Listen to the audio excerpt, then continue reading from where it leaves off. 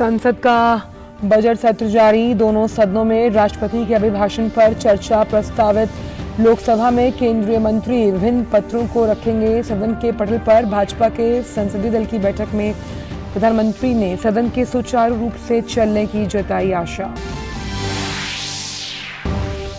भारत की G20 अध्यक्षता के तहत विभिन्न राज्यों में बैठकों का दौर जारी। कच्छ के रण में पहले 3 दिवसीय पर्यटन कार्य समूह की बैठक की मेजबानी करेगा गुजरात। मुख्यमंत्री भूपेंद्र पटेल सहित केंद्रीय मंत्री जी किशन रेड्डी और पुरुषोत्तम रूपाला कार्यक्रम में लेंगे हिस्सा।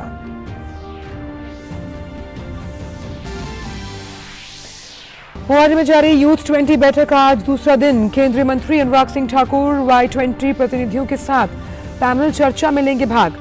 G20 देशों के Y20 के अंतर्गत आयोजित कार्यक्रम में 100 से ज्यादा प्रतिनिधि लेंगे हिस्सा। त्रिपुरा, मेघालय और नागालैंड में विधानसभा चुनाव के लिए प्रचार तेज। भाजपा के वरिष्ठ नेता और रक्षा मंत्री राजनाथ सिंह त्रिपुरा में 2 जगह विजय संकल्प रैली को करेंगे संबोधित। वहीं टीएमसी नेता ममता बनर्जी अगरतला में करेंगी रोड शो। मेघालय और नागालैंड में नामांकन दाखिल करने का आज अंतिम दिन।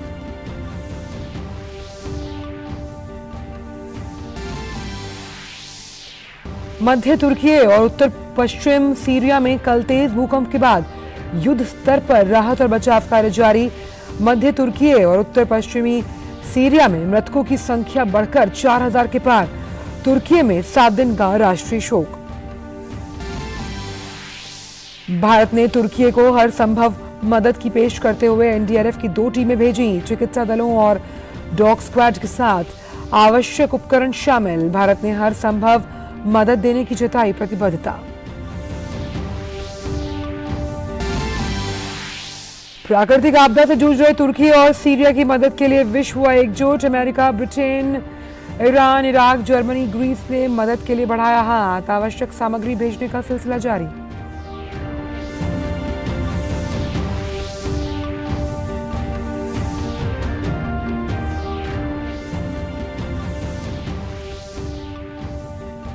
नमस्कार, आप देख रहे हैं डीडी न्यूज। मैं हूं आंचल गुलाटी कुंबर और आइए अब जान लेते हैं सभी खबरों को विस्तार के साथ। तो जिस तरह से हमने आपको दिखाया कि लोकसभा का सत्र जैसे ही शुरू हुआ, विपक्ष के हंगामे के चलते जो स्पीकर हैं उन्होंने 12 बजे तक के लिए लोकसभा की कार्रवाई को स्थगित कर दिया। इसी पर ज्यादा जानकारी के लिए हमारे संवाददाता शैलेंद्र मिश्र जुड़ गए हैं। शैलेंद्र, जिस तरह से जैसे ही सत्र की शुरुआत हुई और विपक्षी दल हंगामा करने लगे, स्पीकर ने साफ तौर पर कहा कि परंपरा को स्थापित करना बेहद जरूरी है, लेकिन उसके बाद जो सदन है उसे 12 बजे के लिए स्थगित कर दिया गया है।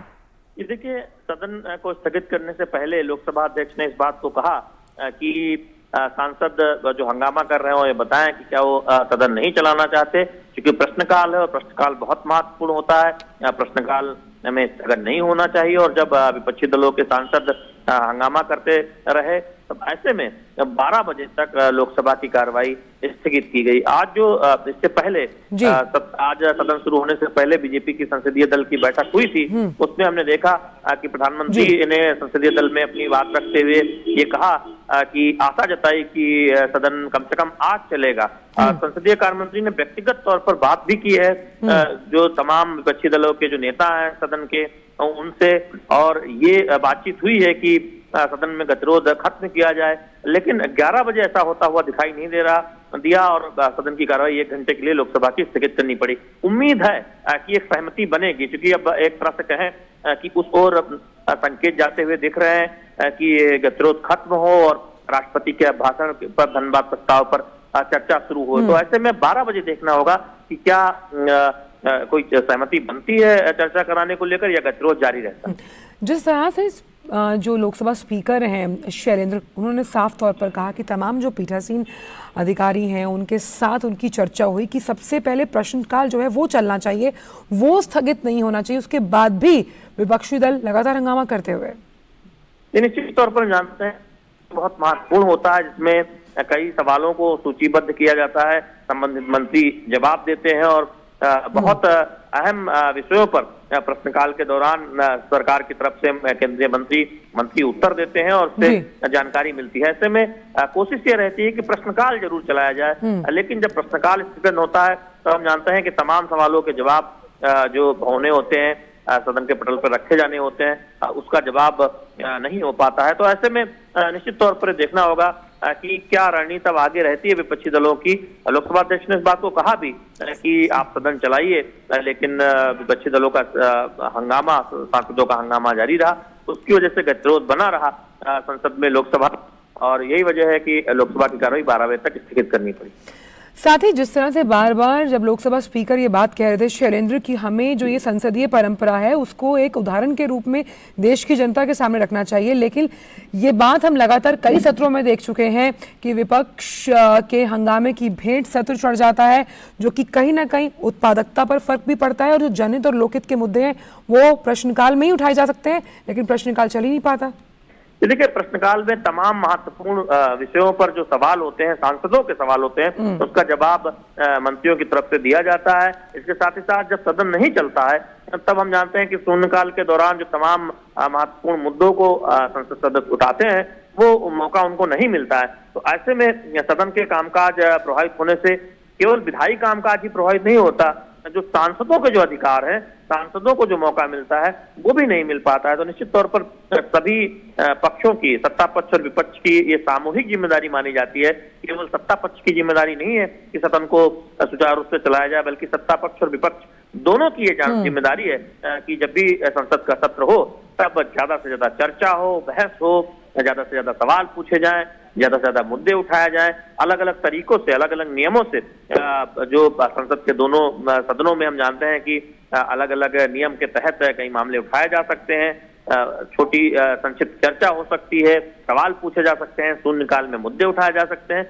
उन सब का इस्तेमाल करते हुए तमाम सदस्य अपनी बात रखें, तमाम राजनीतिक दल के नेता जो सदन में नेता हैं वो अपनी बात रखते हैं, लेकिन ऐसा होता हुआ दिखाई नहीं दे रहा। 3 दिनों से जो गतिरोध था वो जारी दिखाई दिया, और आज 11 बजे भी वही गतिरोध लोकसभा में दिखाई दिया। और जिस तरह से लगातार जो स्पीकर थे वो आश्वस्त कर रहे थे विपक्षी दलों को कि प्रश्नकाल को चलने दीजिए, फिर 12 बजे वो चर्चा का मौका देंगे, और इस तरह का आश्वासन सत्ता पक्ष भी लगातार दे चुकी है। प्रधानमंत्री खुद कह चुके हैं कि सदन को सुचारू रूप से चलने दीजिए। तो क्या सिर्फ हंगामे के करने के लिए ही सिर्फ विपक्ष बात करना चाहता है, या वाकई वो चाहता है कि चर्चा हो? तो चर्चा करने के लिए तो भाई सदन चलना बेहद जरूरी है। देखिए, विपक्ष के अपने मुद्दे हो सकते हैं, लेकिन तरीका क्या हो? क्या चर्चा के दौरान अपनी बात नहीं रख सकते हैं? जब राष्ट्रपति के भाषण पर, धन्यवाद प्रस्ताव पर चर्चा होगी, तब सत्ता पक्ष के साथ साथ विपक्ष के तमाम सांसदों को, नेताओं को मौका मिलेगा अपनी बात रखने का।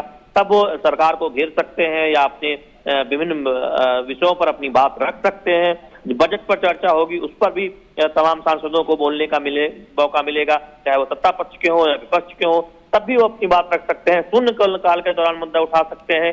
तमाम अन्य तरीके भी हैं, एक चर्चा प्रस्तावित हो सकती है नियमों के मुताबिक, लेकिन इस तरह से संसद को ना चलने देना। और जब ये परंपरा भी रही कि सबसे पहले जो कामकाज लिया जाता है राष्ट्रपति के भाषण और बजट पेश होने के बाद, वो अभिभाषण पर, धन्यवाद प्रस्ताव पर चर्चा होती है, और ये कोई 7-8 वर्षों की परंपरा नहीं है। आप देखें, कई एक तरह से कहें दशकों से होता रहा है, और उसमें हमने देखा है कि सबसे पहले अभिभाषण पर, धन्यवाद प्रस्ताव पर चर्चा होती है, और सरकार की तरफ से उसका जवाब आता है।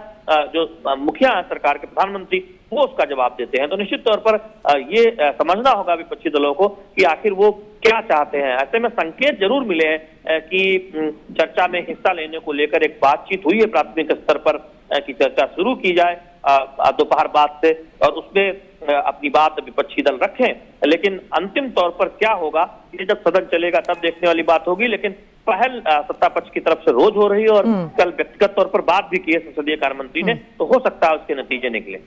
और शैलेंद्र, जिस तरह से लगातार विपक्ष कह रहा है कि हमने अपने कई मुद्दे स्पीकर साहब के पास रखे, आखिर उनके जो मुद्दे हैं वो हैं क्या जिन पर वो चर्चा चाहती है? और उससे पहले ये समझना क्यों मुश्किल हो रहा है विपक्ष के लिए कि जो धन्यवाद प्रस्ताव पर चर्चा है वो संवैधानिक प्रक्रिया का एक महत्वपूर्ण हिस्सा है? देखिए, निश्चित तौर पर एक परंपरा है कि जब अभिभाषण होता है और बजट पेश होता है, तब बजट सत्र के पहले चरण में सबसे पहला कामकाज अभिभाषण पर, धन्यवाद प्रस्ताव पर चर्चा होती है। और उस दौरान हम देखते हैं कि सत्ता पक्ष को विपक्ष का सहयोग मिलता रहा है, और वो अपनी बात कहते रहे हैं। जब चर्चा के दौरान सरकार को घेरते रहे हैं, विभिन्न मुद्दों पर सरकार के सामने तथ्य रखते रहे हैं, लेकिन गतिरोध पैदा करना और अभिभाषण पर धन्यवाद प्रस्ताव पर चर्चा ही शुरू ना हो, ये कहां तक उचित है, ये देखना होगा कि इसमें विपक्षी दलों की अपनी रणनीति पर क्या कोई पुनर्विचार होता है। तो बहुत महत्वपूर्ण है कि अभिभाषण पर धन्यवाद प्रस्ताव पर चर्चा हो और सरकार की तरफ से प्रधानमंत्री इसका जवाब। जो संसदीय भाजपा की बैठक चल रही है शैलेंद्र, जिसमें ये बात सामने निकलकर सामने आई कि प्रधानमंत्री जी ने भी ये कहा है कि सदन सुचारू रूप से चले। आपके पास वापस आऊंगी शैलेंद्र, क्योंकि राज्यसभा को भी 12 बजे तक के लिए स्थगित कर दिया है। उस पर ज्यादा जानकारी के साथ हमारे संवाददाता राजेश राज जुड़ गए हैं। राजेश, जो चर्चा हम शैलेंद्र के साथ कर रहे थे उसी को आगे बढ़ाती हूँ कि कहीं ना कहीं विपक्ष जो है वो सिर्फ हंगामा करना चाह रहा है और जिस तरह से जो संसदीय प्रणाली है उसका सम्मान नहीं कर रहा। देखिए, भारतीय जनता पार्टी संसदीय दल की बैठक में के बाद जब ये जानकारी मिली कि प्रधानमंत्री को भी ये उम्मीद है कि आज सदन में कामकाज चल सकता है, या सत्ता पक्ष की तरफ से ये प्रयास किए जा रहे थे कि विपक्ष की तरफ की रजामंदी के बाद राष्ट्रपति के अभिभाषण पर धन्यवाद प्रस्ताव पर चर्चा शुरू करा ली जाए। लेकिन आज जब सदन की कार्रवाई शुरू हुई तो आपने देखा कि पहले लोकसभा और फिर राज्यसभा का जो है वो वही हाल हुआ। और राज्यसभा में सभापति जो जगदीप धनखड़ है, उन्होंने सदन चलाने की कोशिश की और सबसे पहले उन्होंने जो विधायी जो कार्य थे उसको शुरू करने की कोशिश की। और सीरिया में जो भारी भूकंप आया है उसमें जो जान माल की क्षति हुई है उसको लेकर चिंता जताई गई और सदन में 2 मिनट का मौन रखकर राज्यसभा ने सीरिया में आए भूकंप में जो लोगों की जानें गई है उनके प्रति शोक संवेदना व्यक्त की गई। लेकिन फिर सदन की कार्रवाई जो है उसको चलाने की जैसे ही कोशिश की गई तो सदन की कार्रवाई में लोकसभा की तरह ही यहाँ पर भी हंगामा जो है वो खड़ा करने के प्रयास हुए और जिसकी वजह से जो राज्यसभा की कार्रवाई है उसको भी स्थगन का दंश जो है वो झेलना पड़ा है। और आपने बिल्कुल सही कहा कि जिस तरीके से सदन में राष्ट्रपति के अभिभाषण पर आचल ये परंपरा रही है कि सत्ता और विपक्ष दोनों सुर में सुर मिलाते हैं और तमाम गतिरोध के बावजूद, तमाम विरोधाभास के बावजूद राष्ट्रपति के अभिभाषण के अंत में प्रधानमंत्री जो है संसद के दोनों सदनों में रिप्लाई करते हैं और उसी के साथ चर्चा जो है वो पूरी हो जाती है। विपक्ष की जो आशंकाएं होती हैं उन आशंकाओं का जवाब प्रधानमंत्री अपने संबोधन के दौरान देते हैं और वो एक बहुत महत्वपूर्ण और यादगार लम्हा होता है। साल भर तक लोग उसका इंतजार करते हैं कि प्रधानमंत्री राष्ट्रपति के अभिभाषण पर धन्यवाद प्रस्ताव का चर्चा का रिप्लाई जो है वो दोनों सदनों के अंदर करेंगे। लेकिन अब तक चर्चा शुरू नहीं हो पाई है, जिसकी वजह से कहीं ना कहीं एक बड़ा सवाल ये गहराता हुआ नजर आ रहा है कि क्या विपक्ष एक नई परंपरा शुरू कर रहा है, क्या विपक्ष के द्वारा एक ऐसी परंपरा को ध्वस्त किया जा रहा है जो सर्वमान्य परंपरा रही है, सत्ता और विपक्ष तमाम विरोधों के। लेकिन इसमें एक बात राजेश और ये भी है, क्योंकि आप भी लगातार कितने सालों से संसद कवर करते आए हैं, शैलेंद्र भी वहां पर हैं, तो जिस तरह से जो संसदीय दल की बैठक हुई है भाजपा की, उसमें भी प्रधानमंत्री ने कहा कि हमने सबसे व्यक्तिगत तौर पे बात की है और हमें उम्मीद है कि सदन जो है वो सुचारू रूप से चलेगा, क्योंकि वो चाहते हैं कि पहले अभिभाषण का जो उस पर चर्चा है वो हो जाए। लेकिन उसके बाद भी कहीं ना कहीं विपक्ष इस बात को साफ तौर पर ना मानता हुआ। देखिए, निश्चित तौर पर जिस तरीके से उन्होंने बातचीत करी या उनको उम्मीद थी कि सदन में सब कुछ ठीक ठाक चलेगा, लेकिन ऐसा हो नहीं पा रहा है। तो कहीं ना कहीं सत्ता पक्ष की जो कोशिशें हैं अब तक नाकामयाब रही हैं। सत्ता पक्ष हर हाल में चाहता है कि फ्लोर मैनेजमेंट करें, फ्लोर मैनेजमेंट के जरिए विपक्ष को साथ लेकर सदन चलाने की कोशिश की जाए। लेकिन दोनों सदनों में अब तक जो है राष्ट्रपति के अभिभाषण पर चर्चा शुरू ही नहीं हो पाई है आंचल, जो एक बड़ा सवाल खड़ा करता है कि आखिर विपक्ष चाहता क्या है।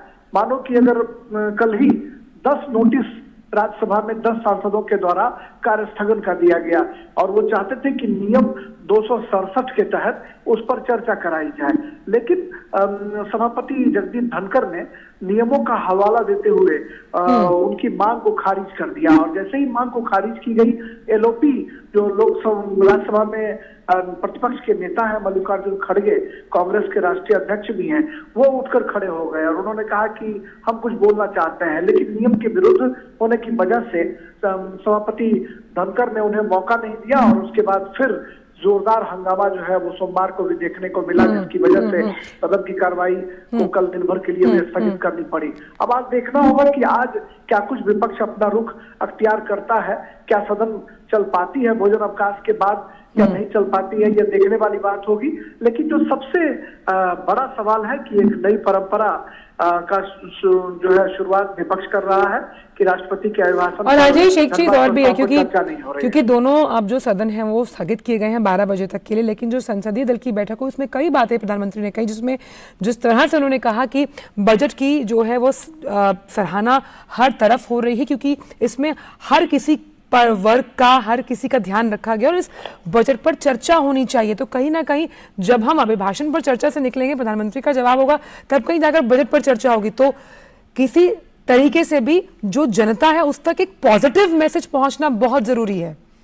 बिल्कुल सही कहा आपने। और आपको याद होगा कि यूपीए 2 में या यूपीए 1 में या इसके पहले भी बजट जो है वो मार्च में पेश करने की परंपरा रही थी, जिस पर की चर्चा होती थी। और 31 मार्च के बाद अगर बजट पास नहीं हो पाता था तो कई बार जो है वो वित्तीय संकट की स्थिति दिखती थी। लेकिन जो तत्कालीन वित्त मंत्री थे अरुण जेटली, वो काफी संसदीय परंपराओं के जानकार थे।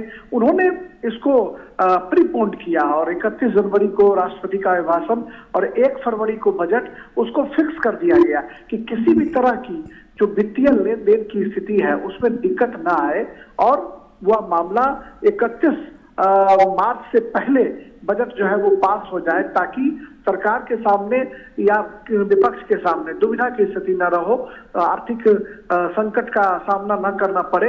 इसलिए एक नई व्यवस्था जो है वो कायम की गई और यह व्यवस्था एक अच्छी व्यवस्था चल रही थी। लेकिन अब जिस तरीके से सदन के अंदर डिसरप्शन क्रिएट किया जा रहा है, ऐसे में राष्ट्रपति के अभिभाषण पर चर्चा ही नहीं हुई है, जबकि बजट सत्र के पहले हिस्से में ही बजट का पास होना और प्रधानमंत्री का रिप्लाई हो जाना, ये 2 महत्वपूर्ण चीजें थी जो बजट सत्र के पहले हिस्से में यानी 13 फरवरी से पहले इसको पारित हो जाना है, ताकि वित्तीय संकट की स्थिति नहीं हो। और प्रधानमंत्री हर हाल में चाहते हैं कि किसी भी मुद्दे पर बहस हो, विमर्श हो और अगर जरूरत पड़े तो वोट करा ली जाए। डॉक्टर राम मनोहर लोहिया महान समाजवादी चिंतक थे, वो कहते थे कि अगर बात न बने तो बहस कर लो, विमर्श कर लो और जरूरत पड़े तो वोट करा लो, लेकिन सदन में बेवजह व्यवधान पैदा ना करो।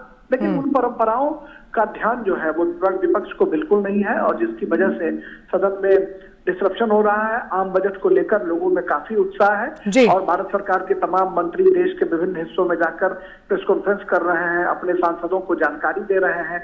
और जिसकी बानगी संसदीय दल की बैठक में भी देखने को मिली, जब प्रधानमंत्री नरेंद्र मोदी और वित्त मंत्री निर्मला सीतारमण का स्वागत और अभिनंदन वहां पर किया गया। चलिए, तो फिलहाल तो अभी विपक्ष के हंगामे के कारण दोनों जो सदन हैं, लोकसभा और राज्यसभा की कार्यवाही जो है वो स्थगित कर दी गई है 12 बजे। उसके बाद देखते हैं कि क्या सदन सुचारू रूप से चल पाएगा या नहीं। बहुत बहुत शुक्रिया राजेश आपका भी और साथ ही शैलेंद्र मिश्रा आपका भी इन तमाम जानकारियों को हमसे साझा करने के लिए। तो इससे पहले जब सदन शुरू नहीं हुआ था अभी सत्र, तो उससे पहले भाजपा के संसदीय दल की आज बैठक हुई, जिसमें प्रधानमंत्री नरेंद्र मोदी, भाजपा अध्यक्ष JP नड्डा और तमाम जो बीजेपी के मंत्रीगण हैं उन्होंने हिस्सा लिया। साथ ही केंद्रीय मंत्री प्रहलाद जोशी और अर्जुन राम मेघवाल समेत अन्य वरिष्ठ नेता भी बैठक में शामिल हुए। भाजपा के संसदीय दल की बैठक में प्रधानमंत्री ने सदन के सुचारू रूप से चलने की आशा जताई थी। बजट हम प्रेजेंट करते हैं, कुछ लोग तो विरोध करने वाले तो रहता ही रहता है, लेकिन इस बार लगभग जो नॉर्मली भारतीय जनता पार्टी के विचार के खिलाफ है वो लोग भी बजट का स्वागत किया है। ये उल्लेख माननीय प्रधानमंत्री जी ने किया है। बात करते हैं G20 की, जिसके हिस्से के रूप में पर्यटन कार्य समूह की पहली बैठक आज कच्छ के धुर्डो में शुरू होगी। केंद्रीय पर्यटन मंत्री जी किशन रेड्डी, केंद्रीय मत्स्य मंत्री पुरुषोत्तम रुपाला और मुख्यमंत्री भूपेंद्र पटेल कल बैठक का उद्घाटन करेंगे। बैठक में G20 देशों, आमंत्रित देशों, अंतर्राष्ट्रीय संगठनों के प्रतिनिधियों सहित लगभग 100 प्रतिनिधि हिस्सा लेंगे और ये प्रतिनिधि पर्यटन से संबंधित विभिन्न प्रमुख मुद्दों पर विचार विमर्श करेंगे। बैठक में हरित पर्यटन, डिजिटलीकरण, कौशल पर्यटन, MSME और गंतव्य प्रबंधन जैसे जो 5 प्राथमिकता वाले मुद्दे हैं उन पर ध्यान केंद्रित किया जाएगा। पर्यटन कार्य समूह की 4 बैठकें होंगी जो देश के विभिन्न स्थानों पर G20 के हिस्से के रूप में आयोजित की जाएंगी। वहीं भारत की G20 की अध्यक्षता में गुवाहाटी में पहली यूथ 20 की बैठक का आज दूसरा दिन है। 3 दिन तक चलने वाली इस बैठक में G20 देशों के 320 से अधिक युवा प्रतिनिधि भाग ले रहे हैं। इस बैठक में केंद्रीय युवा मामले और खेल मंत्री अनुराग सिंह ठाकुर ने Y20 प्रतिनिधियों के साथ एक युवा सांसद जो संवाद होगा उसमें भी वो शामिल होंगे। बैठक के अंतिम दिन विभिन्न विषयों पर श्वेत पत्र जारी किया जाएगा। इस मौके पर असम के मुख्यमंत्री हेमंत बिस्व शर्मा असम के छात्रों और शिक्षाविदों के साथ शोध पत्र भी प्रस्तुत करेंगे। भारत की G20 की अध्यक्षता में बेंगलुरु में जारी पहली ऊर्जा अंतरण कार्यसमूह की बैठक आज तीसरा और अंतिम दिन है। इस बैठक में ऊर्जा अंतरण से जुड़े पहलुओं पर विचार विमर्श किया जा रहा है। बैठक के दूसरे दिन प्राथमिकता वाले क्षेत्रों जैसे स्वच्छ ऊर्जा, सार्वभौमिक पहुंच और न्यायोचित, वहनीय और समावेशी ऊर्जा संक्रमण पथ पर फिर से विचार विमर्श किया गया। G20 सदस्य देशों ने भारी उद्योगों को डीकार्बनाइज करने के लिए लागत प्रभावी जो समाधान है उस पर भी चर्चा की। इसके साथ ही 2030 तक उन्नत ऊर्जा दक्षता के लिए एक रणनीतिक योजना पर विचार किया। सदस्यों देशों ने नवीकरणीय ऊर्जा की आवश्यक आपूर्ति में वित्तीय चुनौती पर भी विचार विमर्श किया और कहा कि ऊर्जा सुरक्षा से किसी प्रकार का समझौता नहीं किया जाना चाहिए। बात करते हैं त्रिपुरा, मेघालय और नागालैंड की, जहां विधानसभा चुनाव के लिए प्रचार तेज हो गया। सभी राजनीतिक दलों के नेता मतदाताओं को लुभाने में पूरी ताकत झोंक रहे हैं। भाजपा के वरिष्ठ नेताओं और रक्षा मंत्री राजनाथ सिंह त्रिपुरा में 2 जगह विजय संकल्प रैली को संबोधित करेंगे। वहीं पश्चिम बंगाल के मुख्यमंत्री और टीएमसी सुप्रीमो ममता बनर्जी भी त्रिपुरा में चुनाव प्रचार में जुटी हैं। ममता बनर्जी अगरतला में एक रोड शो करेंगी।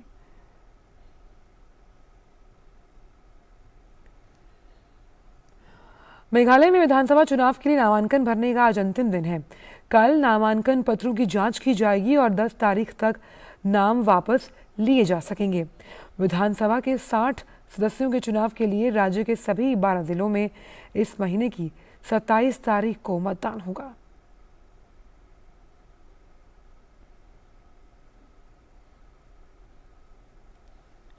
नागालैंड में विधानसभा चुनाव के लिए नामांकन दाखिल करने का आज आखिरी दिन। 8 फरवरी को नामांकन पत्रों की जांच होगी और 10 फरवरी तक नाम वापस लिए जा सकते हैं। मतदान 27 फरवरी को और मतगणना 2 मार्च को होगी।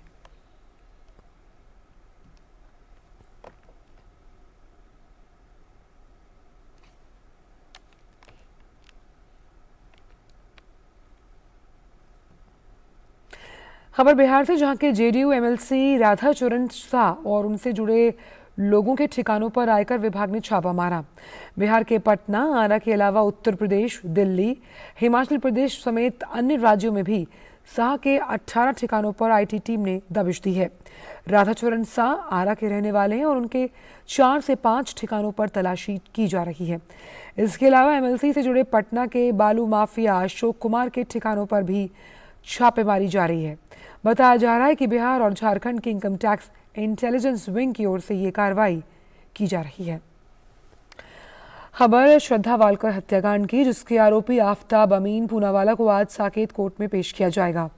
आफ्ताब पूनावाला को 12 नवंबर को दिल्ली पुलिस ने अपनी live in partner Shraddha Walker की हत्या कर उसके शव के 35 टुकड़े करने के आरोप में गिरफ्तार किया था। आफ्ताब को केंद्रीय कारागार में कड़ी निगरानी में रखा गया है।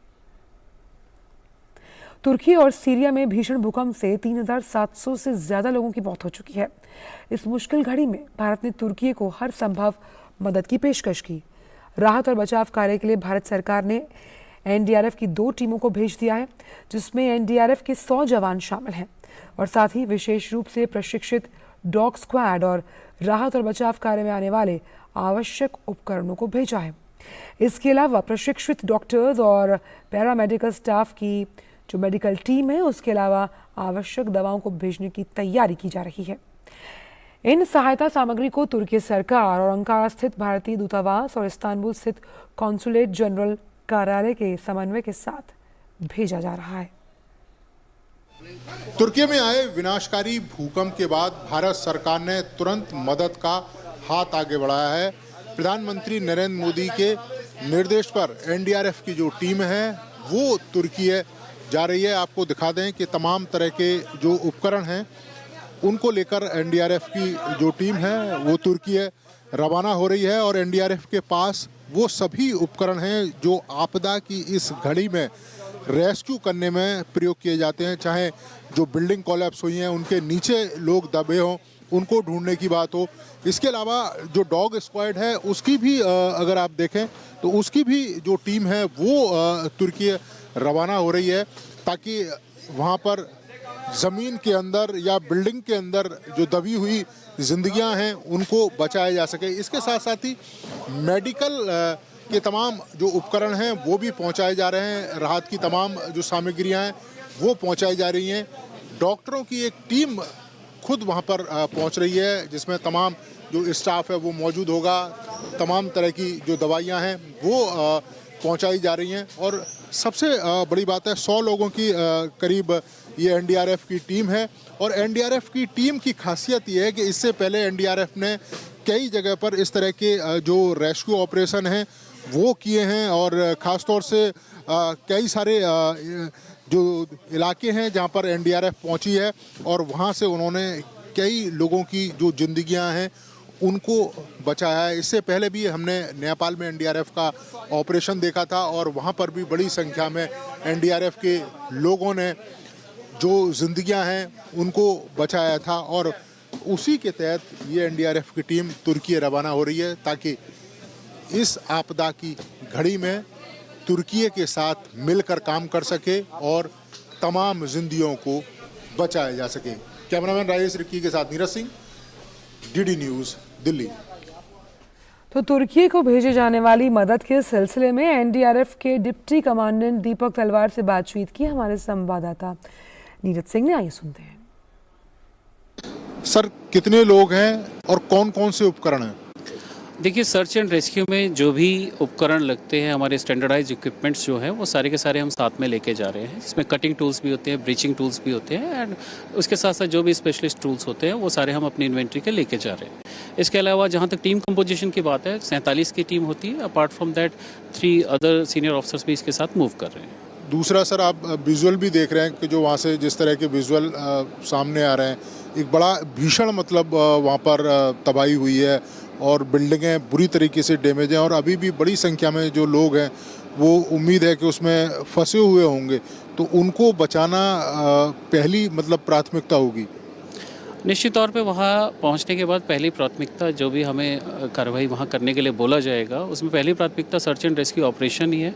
और सर्च एंड रेस्क्यू ऑपरेशन का मूल मकसद ही यही है कि यदि कोई फंसा हुआ है तो अपने बेस्ट एफर्ट्स करके उसको वहाँ से निकाल सकें। दूसरा, डॉग स्क्वाड की भी एक टीम जा रही है क्योंकि कई बार ऐसा देखने में आता है कि अगर कोई ह्यूमन दबा हुआ हो कहीं तो उस समय ये डॉग एक बड़ी कह सकते हैं कि भूमिका निभाते हैं। और ख़ास तौर से हमने देखा भी था कि देश के अंदर भी कई जगह इस तरह की अगर आपदा होती है तो बड़ी भूमिका रहती है डॉग्स की। निश्चित तौर पे डॉग्स की जहाँ तक बात है, सर्च कंपोनेंट के तौर पे ही डॉग्स इसमें साथ में जाते हैं और यदि रबल्स के बीच में कोई दबा हुआ है तो डॉग इसका इंडिकेशन साइन लैंग्वेज के द्वारा हमको दे देते हैं, तो उससे हमें ऑपरेशंस में काफ़ी मदद मिलती है। तो ये थे हमारे साथ एनडीआरएफ के डिप्टी कमांडेंट जो खुद तुर्की जा रहे हैं और बता रहे हैं कि किस तरह से तमाम उपकरणों को लेकर जो एनडीआरएफ की टीम है वो तुर्की जा रही है और पूरा फोकस इस बात पर रहेगा कि जो लोग अभी भी फंसे हुए हैं उनको जल्द से जल्द निकाल लिया जाए। कैमरामैन राजेश रिक्की के साथ नीरज सिंह, डीडी न्यूज़, दिल्ली। वहीं एनडीआरएफ के डीआईजी ने कहा कि भारत की ओर से जो तुर्की को भेजी हुई मदद है उससे उन्हें काफ़ी फायदा होगा। आइए सुनते हैं उन्होंने क्या कहा। A massive earthquake has taken place in Turkey and Syria, due to which a lot of casualties have occurred. And seeing this disaster situation, Government of India has taken a decision to send 2 teams of NDRF for the search and rescue and relief operation. This will be a team of 101 rescuers. One team will be from 8th Battalion NDRF at Ghaziabad, and the second team is from the 2nd Battalion at Kolkata. We have rescuers who are well trained in urban search and rescue operations, and we are also having canine squads to carry out this operation in a professional manner. तो साफ तौर पे जो DIG थे वो कह रहे थे कि किस तरह से जो डॉग स्क्वाड है और जो तमाम मेडिकल उपकरण हैं वहाँ जो भेजे गए हैं तुर्की, उनसे फ़ायदा मिलेगा। वहीं विनाशकारी भूकंप से मध्य तुर्की और उत्तर पश्चिम सीरिया में भारी तबाही हुई। कल रिक्टर स्केल 7.8, 7.6 और 6.0 तीव्रता से दर्ज किए गए झटकों से और भी कई देशों की धरती हिल गई। इन झटकों से अकेले तुर्की और सीरिया में अब तक 4000 से ज़्यादा लोग मौत की नींद में चले गए। इनके शव निकाल लिए गए हैं। पिछले 24 घंटे से युद्ध स्तर पर राहत और बचाव जारी है। भारत ने तुर्की को मानवीय और चिकित्सा सहायता भेजी है। मृतकों का आंकड़ा लगातार बढ़ रहा है। हालांकि कड़ाके की ठंड और बर्फबारी की वजह से राहत और बचाव कार्य में बाधा आ रही है। तुर्की में 2316 और सीरिया में 1999 से भी अधिक लोग मारे गए। भूकंप से हजारों इमारतें जमींदोज हो गईं। तुर्की में वर्ष 1939 में 7.8 की तीव्रता का भूकंप आया था और इसमें 32,000 से ज्यादा लोग मारे गए थे। इस भयानक प्राकृतिक आपदा के आने से बाद तुर्की में 7 दिन के राष्ट्रीय शोक की घोषणा की गई है। सीरिया ने अंतर्राष्ट्रीय समुदाय से सहायता की अपील की है। तुर्की में भीषण तबाही के बीच एक बार फिर भूकंप के झटके महसूस किए गए। आज सुबह आए झटकों की तीव्रता रिक्टर पैमाने पर 5.9 मापी गई। तुर्की में सोमवार को आए विनाशकारी भूकंप से प्रभावित क्षेत्रों में राहत और बचाव कार्य की हर संभव सहायता पहुंचाने के लिए ग्रीक सरकार ने भी आपातकालीन बचाव कर्मियों की एक टीम तुर्की भेजी है। इसके साथ ही डॉग स्क्वाड, डॉक्टर्स की एक टीम और काफी मात्रा में राहत सामग्री भी भेजी गई है। वहीं ग्रीस के प्रधानमंत्री किरियाकोस मित्सोताकिस और राष्ट्रपति कैटरीना सेकोलोपोलो ने भी तुर्की के राष्ट्रपति तैयब अर्दोगान से फोन पर बातचीत कर हर संभव सहायता उपलब्ध करवाने की बात कही। तो तुर्की और सीरिया में आए भूकंप के बाद दुनिया के देश मदद के लिए आगे आ रहे हैं। अमेरिकी विदेश मंत्री एंटनी ब्लिंकन ने तुर्की के विदेश मंत्री मेवलूत कावासोग्लू से फोन पर भूकंप से नुकसान के बारे में बातचीत की। विदेश विभाग के प्रवक्ता नेड प्राइस ने कहा कि अमेरिका तुर्की और सीरिया दोनों देशों को उपलब्ध संसाधन मुहैया कराने के लिए तैयार है। इस बीच अमेरिकी राष्ट्रपति जो बाइडेन ने तुर्की के राष्ट्रपति रजब तैयब अर्दोगान से भी बातचीत की।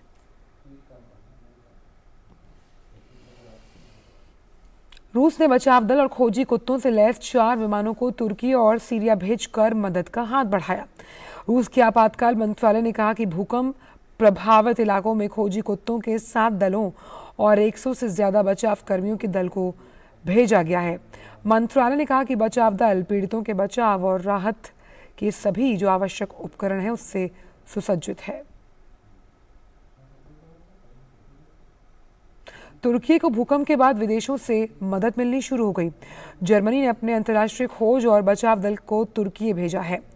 होलोन से जर्मनी का बचाव दल तुर्की के गाजियान्टेप के लिए रवाना हुआ। ये बचाव दल तुर्की में राहत और बचाव के काम में लगी टीम्स की मदद करेगा। इस बचाव दल में 7 खोजी कुत्ते शामिल हैं जो कि तुर्की के अधिकारियों की मदद में जरूरी मदद देगा। वहीं इराक ने मदद के तौर पर भीषण भूकंप से प्रभावित तुर्की में नागरिक सुरक्षा टीमों को भेजा है। वहीं सीरिया की मदद के लिए इराक ने आपातकालीन सहायता सामग्री के 2 विमान भेजे। इराक के प्रधानमंत्री कार्यालय के एक अधिकारी ने बताया कि तुर्की को भेजी जाने वाली सहायता की ये शुरुआती खेप है और काफी सारी खेप भेजी जाएगी।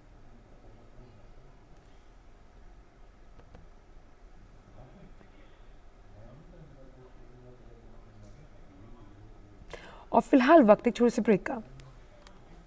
देख रहे हैं, मैं हूं अशोक केरवा। कोई फैक्ट चेक करना चाहता है आज मुसलमान आज लगा सवाल है। आसान नहीं होता सच के लिए लड़ना। जिसकी आवाज कोई नहीं जानेगा, उसकी आवाज हम करें।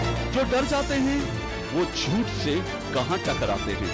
जो गरीब के स्कूल में, गरीब के स्वास्थ्य के लिए खर्च होना चाहिए, वो लूट कर इन्होंने अमीर ठेकेदारों को दे दिया। सच को जानना हो तो झूठ पर करना होता है प्रहार, हर बार बार बार। मैंने आपसे पूछा, मैंने आपने ठीक है नहीं कहा ना आपने। और कोई मुद्दा नहीं है तो सोनिया गांधी की गुडबुक में मैं अपना नाम गोल्डन अक्षरों में कैसे बातचीत करूं? इसलिए न फेक न्यूज न झूठ, हमेशा सच के साथ 2-2। देखिए मेरे साथ 2-2 सोमवार से शुक्रवार रात 9 बजे सिर्फ डीडी न्यूज पर।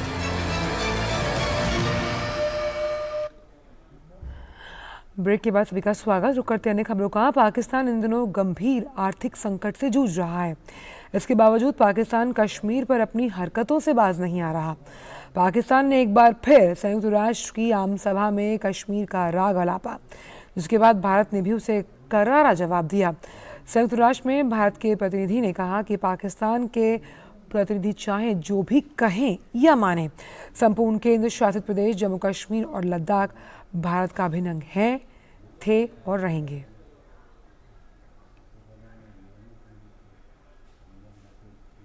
खबर पेरू से, जहां के दक्षिणी इलाके में आए भूस्खलन से कम 15 लोगों की मौत हुई है और कुछ लोग लापता बताए जा रहे हैं। सेचोचा इलाके में कई मकानों के धंसने के कारण सड़क पर मलबा जमा हो गया। इस इलाके में भूस्खलन के कारण 1000 से ज्यादा लोग प्रभावित हुए। पेरू की राष्ट्रीय आपातकालीन संचालन केंद्र ने लीमा, एरेक्विपा, कस्को और अयाचुको सहित 14 प्रांतों स्थित 268 इलाकों के लिए भूस्खलन और बाढ़ का अलर्ट जारी किया गया।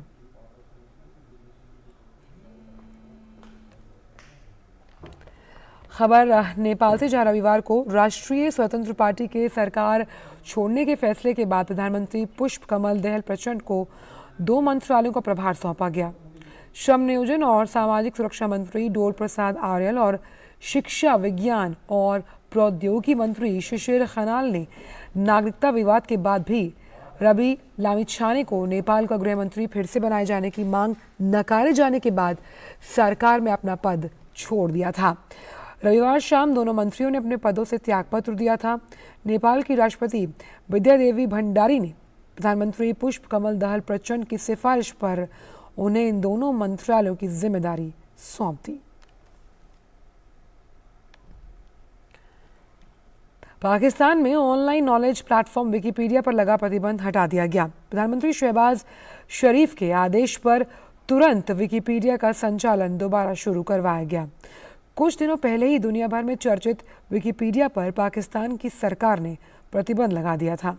विकिपीडिया से प्रतिबंध हटाने के लिए प्रधानमंत्री की अध्यक्षता वाली 3 सदस्यीय मिनिस्ट्रियल कमेटी ने फैसला लिया है। इसमें प्रधानमंत्री शहबाज शरीफ के अलावा पाकिस्तान के कानून मंत्री Azam Nazir Tarar, economic affairs and political affairs मंत्री अयाज सादिक और सूचना एवं प्रसारण मंत्री मरियम औरंगजेब शामिल थीं। मंत्रियों के इस परिषद ने विकिपीडिया से तुरंत प्रतिबंध हटाने का सुझाव दिया था। अमेरिका ने निगरानी गुब्बारे का मलबा चीन को लौटाने से इनकार कर दिया। जासूसी गुब्बारे को दक्षिण कैरोलिना के तट से दूर अटलांटिक महासागर में मार गिराया गया था। इस बीच अमेरिका के राष्ट्रपति जो बाइडेन ने चीन के संबंधों पर बड़ा बयान दिया। उन्होंने कहा कि एक संदिग्ध चीनी जासूसी गुब्बारे को मार गिराए जाने से वॉशिंगटन और बीजिंग के बीच संबंध कमजोर नहीं हुए। इससे पहले अमेरिकी फाइटर जेट F-22 रैप्टर ने मिसाइल के जरिए चीन के एक संदिग्ध जासूसी गुब्बारे को नीचे गिरा दिया और गुब्बारे के मलबे को बरामद करने के लिए अभी अभियान जारी है। फ्रांस में पेंशन सुधार योजना के विरुद्ध जन आक्रोश उबल पड़ा।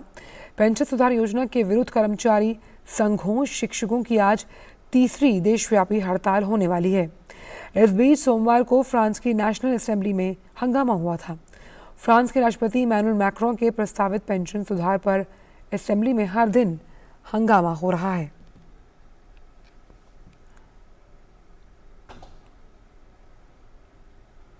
रूस यूक्रेन युद्ध के लगभग 1 साल पूरा होने पर संयुक्त राष्ट्र सुरक्षा परिषद के सदस्यों ने रूस से यूक्रेन में अपने युद्ध को समाप्त करने का आह्वान किया।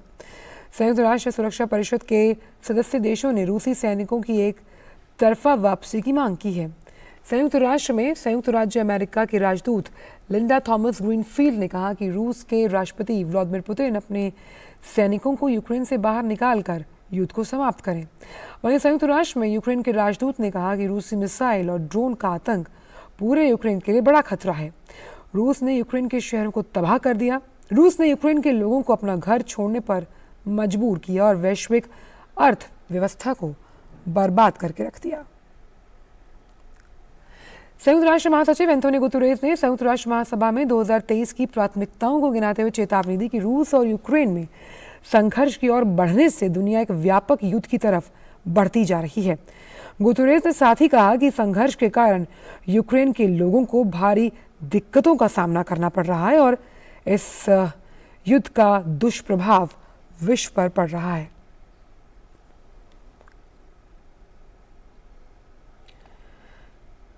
यूक्रेनी राष्ट्रपति जेलेंस्की ने कहा कि यूक्रेन की सेना रूस की सेना द्वारा बखमुख्त को चारों तरफ से घेरने के प्रयास का जवाब दे रही है।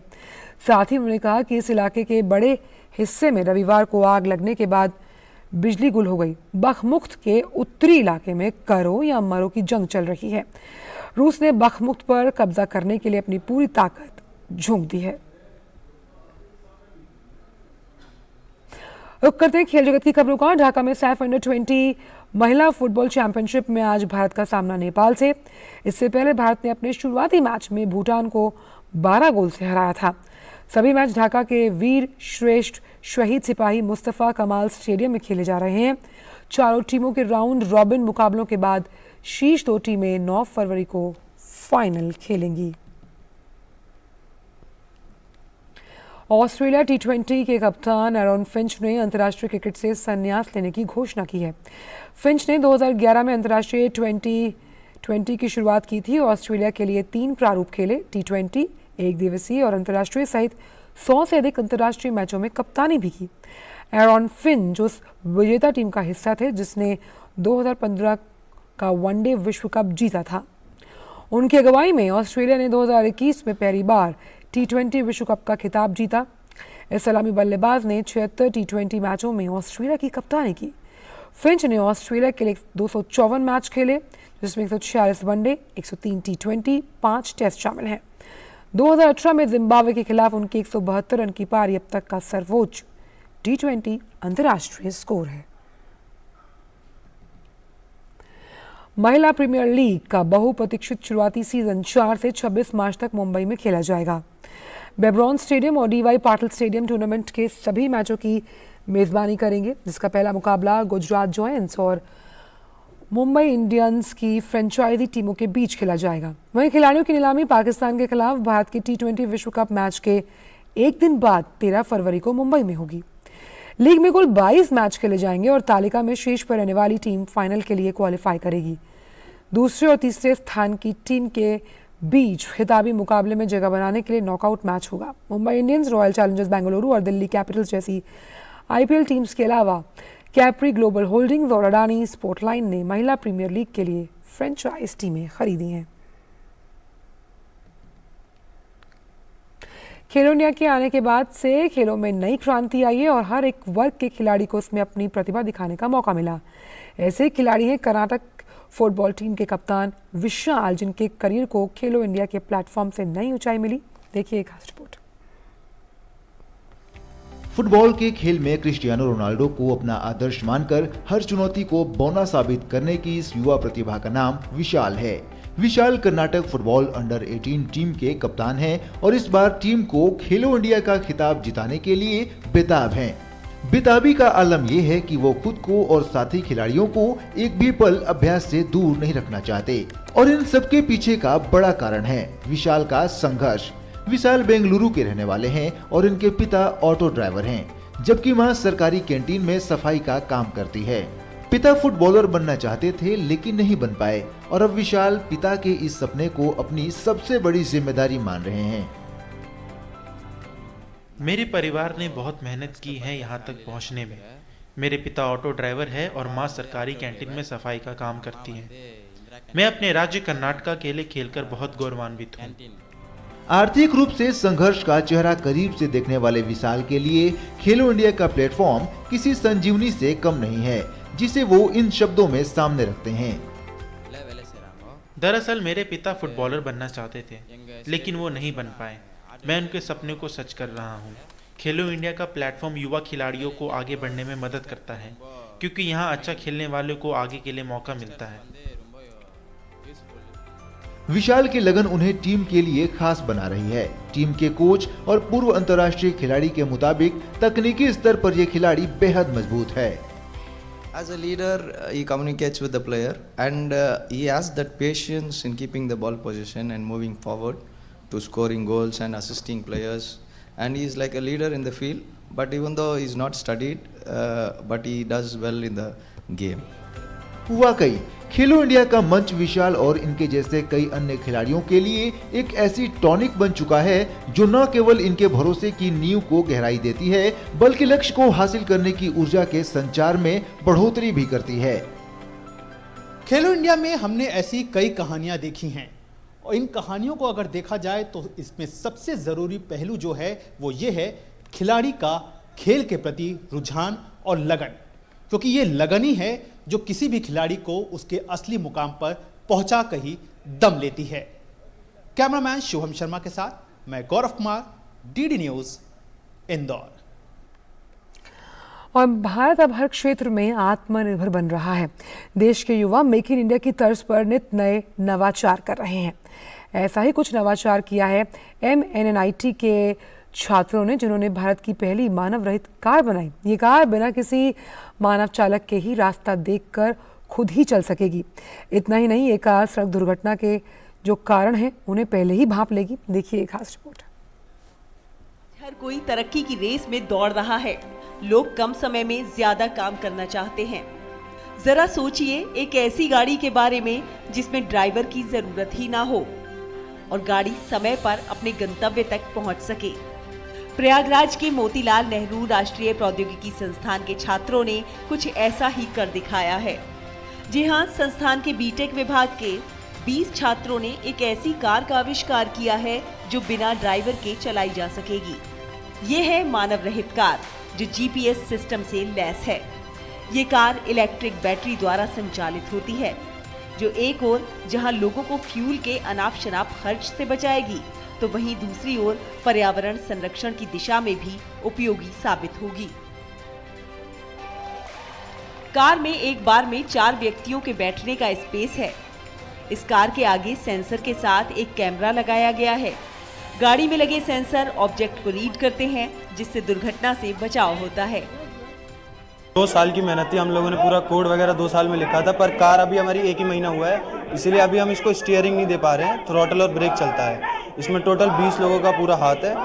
हम लोगों ने पूरा हमारे कॉलेज के एलुमनाई 95 बैच के, जिन्होंने हमारी पूरा सपोर्ट करा है, पूरा फंड करा है प्रोजेक्ट को। डिजिटल इंडिया और स्टार्टअप इंडिया के तहत तैयार ये कार सुरक्षा के सारे मानकों को ध्यान में रखकर तैयार की गई है।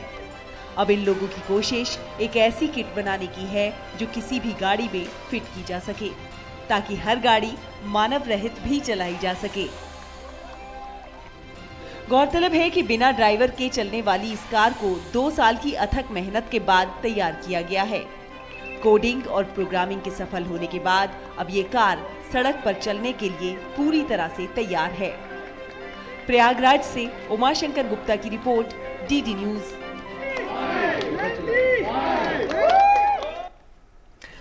और अब खबर सिनेमा जगत से जुड़ी हुई, जहां हम बात करेंगे अनुपम खेर और नीना गुप्ता की जल्द ही रिलीज होने वाली फिल्म शिव शास्त्री बलबोआ के बारे में।